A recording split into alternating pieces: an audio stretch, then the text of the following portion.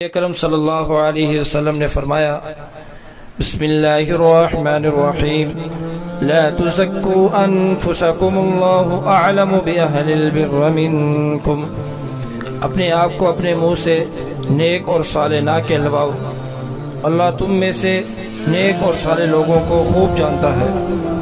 اللہ صلی اللہ علیہ وسلم نے فرمایا جس نے ہر دن صبح کے وقت 7 اجوا کھجوریں کھا لیں اسے اس دن نہ زہر نقصان پہنچا سکے گا اور نہ جادو۔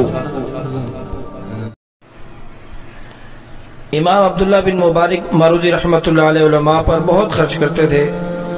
اس بارے میں بعض لوگوں نے آپ پر ناراضی کا اظہار کیا تو آپ رحمۃ اللہ علیہ نے فرمایا اگر ہم انہیں چھوڑ دیں تو ان کا علم ضائع ہو جائے گا، اور اگر ہم ان کو روزگار سے بے پرواہ کر دیں تو یہ امت محمدی کے لیے علم پھیلائیں گے۔ میرے نزدیک نبوت کے بعد علم پھیلانے سے زیادہ کوئی افضل درجہ نہیں ہے۔ اے پروردگار، اے ارض و سما کے مالک، تو غفور ہے، تو رحیم ہے، میری توبہ قبول کر، میرے گناہ دھو دے، میری دعا سن، میرے دل کو ہدایت دے، میری زبان کو درستی دے، مجھے گناہوں سے بچا اور نیک اعمال کرنے کی توفیق دے، آمین۔ یا اللہ، ہمیں مانگنے کا سلیقہ نہیں آتا، پھر بھی ہر روز ہاتھ پھیلائے اس یقین کے ساتھ تجھ سے مانگتے ہیں کہ تیرے سوا ہماری دعاؤں کو قبول کرنے والا اور کوئی نہیں۔ یا اللہ، ہماری ٹوٹی پھوٹی دعاؤں کو نہ دیکھ، ہمارا تجھ پہ جو کامل یقین ہے اس یقین کے ساتھ ہماری حاجتوں کو پورا فرما، آمین۔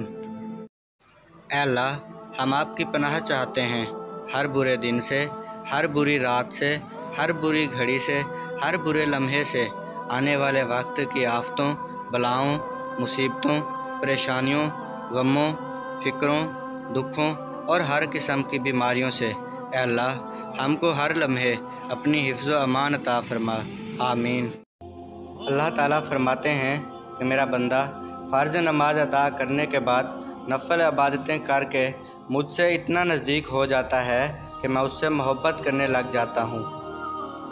اگر تمہیں معلوم ہو جائے تمہاری ہر تکلیف کے بعد تمہارے لیے کتنی آسانیاں لکھ دی جاتی ہیں تو تم کبھی بھی اپنے حال پر نہیں رو گے، اور بہت جلد اللہ تمہیں اتنا نوازے گا کہ تم خوش ہو جاؤ گے۔ اور مکری کے جالے سے بھی زیادہ کمزور ہیں یہ دنیا کے سہارے۔ جب تمہارا دل کسی کے گلے لگ کے رونے کو چاہے تو قرآن کو گلے لگا لینا۔ اللہ پاک ایسا وقت بہت جلد لائے گا جب تم اپنی آنکھوں سے اپنے لیے معجزے ہوتے دیکھو گے انشاءاللہ۔ اللہ تمہارے دل کی ہر وہ مراد پوری کرے گا جس کے لیے تم دن رات دعا کرتے ہو۔ رب واقف ہے تمہارے دل کی تڑپ سے، وہ ضائع نہیں کرے گا دعائیں تمہاری۔ ذرا صبر کرو، دنیا کو سچا ہونے کی دلیل مت دو، بس یہی سوچ رکھو کہ اللہ سب جانتا ہے۔